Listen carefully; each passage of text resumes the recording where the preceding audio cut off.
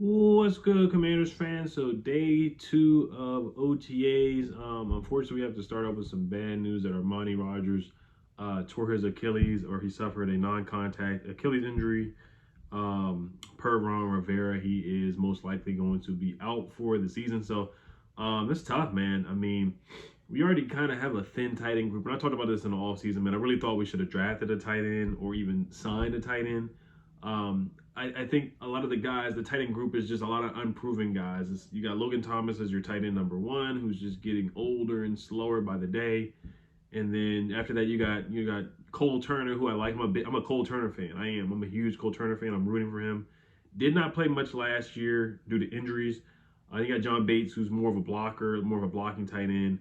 And then you got Armani Rogers, who's now out for the season. You got Curtis Hodges, who's a project, who's another unproven guy. So the tight end room, it's just a lot of unknown and a lot of unproven guys on a roster at this point. And losing Armani Rogers, man, it's definitely a loss, man. Like, I can't sleep on it at all. I mean, like, he probably was the most athletic guy on the roster, and you might be able to say by far.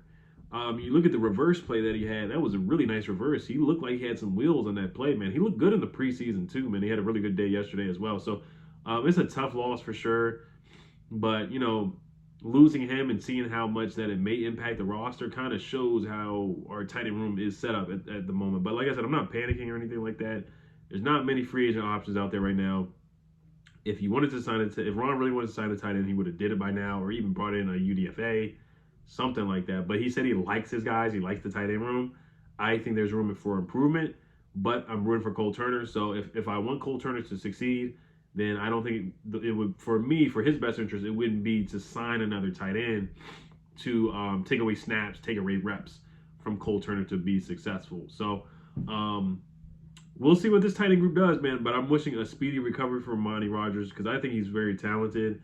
If I'm not mistaken, he was a quarterback at Ohio or something like that, and then he my allergies are kicking my behind, so just excuse me for the sniffling here and there. But yeah, if I'm not mistaken, he went to Ohio University, played quarterback. Yeah, he played quarterback at Ohio. Then he converted to tight end for us. And I mean, it's the same thing that Logan Thomas did out of Virginia Tech and then converted to tight end. So, but yeah, I mean, next man up. And I think they're going to sign at least a camp body, at least somebody to get some reps in at that tight end position. So, once again, I wish Armani Rogers a speedy recovery. But like I said, I do think Ron definitely could have attacked the position. Looking at some of the tight ends that were signed over the offseason, I'm looking at it, like Austin Hooper got like a 1 year, $2 million deal or something like that. It was like a lot of deals that were given out that were definitely doable. It's not like we had to break the bank for a tight end. Like even Dalton Schultz got $6 million. I'm not saying I'm not banging on the table to sign Dalton Schultz, but he got a $6 million deal. Mike Gesicki got a $4 million deal from the Patriots for 1 year. Like all these deals are doable. Robert Tonyan, $2 million deal for 1 year from the Chicago Bears. Like these are all deals that are certainly Ron could have did that. He could have certainly did that. Like you didn't have to break the bank for a tight end. Cameron Braid is available. I might make a free agent tight end video, but I don't see Ron attacking the position at all. Like I said, maybe a camp body. Ricky Seals Jones, I got to look at his contract and see if he's a free agent. I wouldn't mind bringing him in for camp or something like that. He had a big touchdown against the Giants 2 years ago, so I wouldn't mind that at all. But like I said, once again, just wishing a speedy recovery for Armani Rogers. Excuse me. All right, so let's get to the play-by-play stuff here. Of course, Chase Young wasn't there. Montez Sweat was not there again. Charles Leno was not there again. And John Ridgeway was not there for the torn pec. With the torn pec, he was not there at all. And Andrew Norwell was not there. He's nursing an injury. They should have been cut Andrew Norwell. I really don't know what Ron is waiting for. He should have been cut. He should have cut Norwell like when the season was over. To be honest with you, he should have been released him like in March.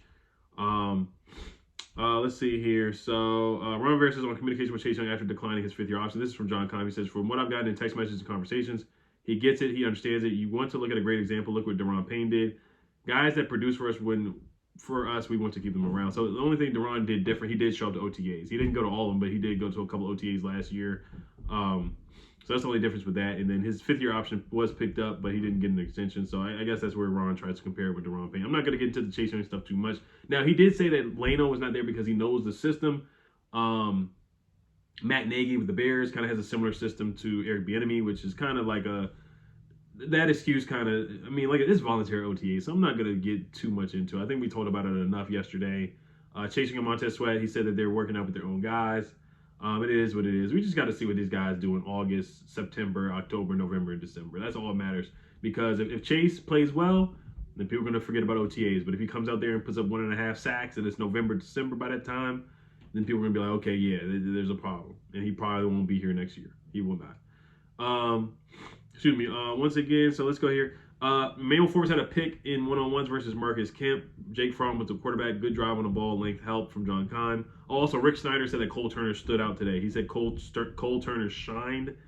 He caught a lot of passes. He was all over the place. So he had a good day today. And like I said, I mean, I'm rooting for Cole Turner. I think I'm hoping that Cole Turner can evolve to tight end number 1 by the end of the season. So, I mean, you got a guy in Armani Rogers. Unfortunately, he's going to be out for the season. So you got to step up. With another guy being out, you got to take more reps and more snaps. I think he has more talent than Logan Thomas at this point. Catch radius, the height, the athleticism. Now, he's not a yak guy either. We don't have a yak guy on this roster. Armani Rogers was possibly going to be the yak guy. John Bates, not much of a yak guy, even though John Bates had a really nice running catch against the Eagles when Garrett Gilbert had to be the quarterback, the emergency quarterback, when all the quarterbacks had the virus. I remember that game. So Forbes had interceptions. Like I said, Cole Turner, I'm rooting for him. Like, he's my breakout player. I'm just saying that now. I don't want to jinx him because I jinxed a lot of people, unfortunately. I jinxed AGG, and he retired, so I don't want to be a jinx. But I'm rooting for Cole Turner. I really am. Percy Butler had an interception on Sam Howell in the red zone. Eric Bieniemy got on Sam Howell for not chasing him down after the interception. You threw it, you go get it. Nice play by Percy Butler. Aggressive throw. That was from John Keim. So Eric Bieniemy, he just wanted him to run after throwing the interception. We've seen guys get hurt after tackling, after interceptions. Excuse me. I remember Clinton Portis. It was in a preseason game. He ran after somebody after interception was thrown, and he hurt himself. So I get what Eric's trying to do. I get what he's trying to say. So I get what he's trying to say. He doesn't want you to just quit on the play. It's kind of like turning over the ball in basketball. You have a turnover. You don't want to just sit there and sulk. You want to get back, and maybe you can block the shot. You never know. Maybe you can get a strip fumble. So I get what Eric Bieniemy is trying to say. He wants him to finish the play. Even if it is interception, keep pushing, keep playing. So I understand what Eric Bieniemy is trying to say to Sam Howell. Milo Eifler made a sighting today. He made a nice play in the end zone. Jacoby Brissett completed the pass to Cole Turner, who had the ball in his hands. But Milo Eifler ripped it out. So Cole Turner does have to be stronger there with the ball. I didn't see the play, but from what it sounds from Zach Selby, it sounds like he just has to be a little bit stronger there. JP Finley says 11 versus 11 with pressure starters. Andrew Wiley at right tackle, Cosby at right guard, Nick Gates at center, Sadiq Charles at left guard, and Cornelius Lucas at left tackle. So Sadiq Charles is given every opportunity he can get to get that left guard spot. Sam Howell hits a screen of Brian Robinson, but it would have been blown up. Interesting linebacker rotation, but Alan Payne on defensive line. JP Finley also says Sam Howell had an impressive session in 11 versus 11. One pass knocked down at the line, but a couple of nice throws. Good route from Antonio Gibson, too. So we want to see Antonio Gibson be used as a wide receiver. Just be used as a weapon, man. Just be used the same way he was in that Jaguars game. The way he was used in that Jaguars game is an excellent way he should be used, for sure. Pete Haley also talks about the Percy Butler jumping Sam Howell, his pass at the goal line. So remember Sam Howell threw that terrible interception against the Dallas Cowboys in the end zone. I don't know if it was like that, but he's just got to improve in the red zone for sure. Percy Butler, we'll see, man. I want to see. He's a possible breakout player too. Can he get some more playing time? He runs like a missile. He's super fast, 4.3 speed. Chris Sims, he was the best. Said he was the best safety in the draft. So Percy Butler, we'll see. Scott Abraham says Eric Bieniemy is loud and vocal. He says we have X amount of time to get this shiggity right. So get in the huddle and let's go. That's what Eric Bieniemy said today in practice to his players. John Conn says Cam Curl participated in individual drills, but not during team drills. He's looking for a contract extension. We know what Cam Curl's dad said on Twitter. He said he's up for an extension. He said he's healthy and just coming to work, being with the guys. I like being around my team. That's why I'm here. So a lot of people are taking that, run with it, and kind of shading Chase Young, but I wouldn't take that and say that at all. Nobody's saying that Cam Curl is shading Chase Young with that comment, but people are different.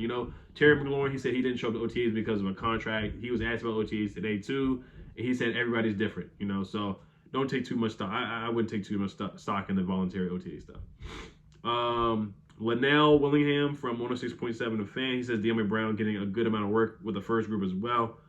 Let's see if there's any other stuff today. Chris Russell said that Jacoby Brissett He said Cole Turner in the caught a touchdown in the red zone. What looked like a pick sort of play. Bieniemy not happy with something, made them run it again.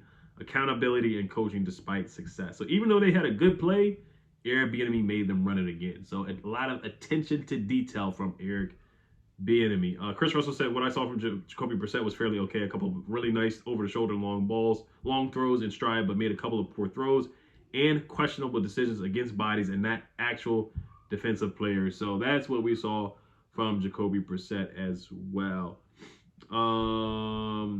Zach Selby just came up with his notebook as well. So I'm gonna look at a couple stuff from him. He said Sam Howell had a couple of teachable moments after throwing an interception to Percy Butler. He said Jartavius Martin was all over the field today and got reps with the starters. Manuel Forrest grabbed his second pick of the season while working against Marcus Kemp and Jake Fromm. He says, once again, Casimir Allen continues to look solid through OTAs with multiple targets and catches. That's what I'm liking to hear. It will be interesting to see if he can keep that production during training camp.